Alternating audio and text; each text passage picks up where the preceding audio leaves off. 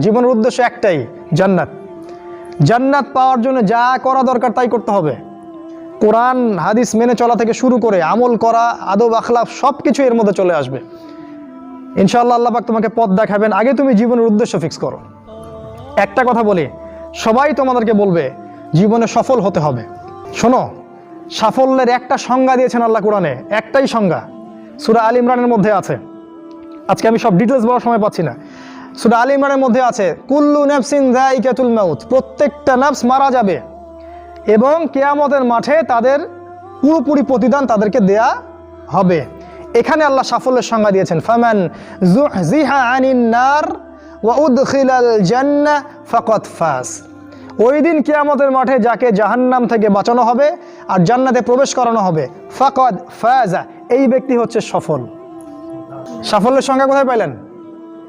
যদি আমরা জাহান্নাম থেকে বাঁচতে পারি প্রত্যেক ব্যক্তি এবং জান্নাতে যেতে পারি, সেই সফল, এছাড়া কেউই সফল না।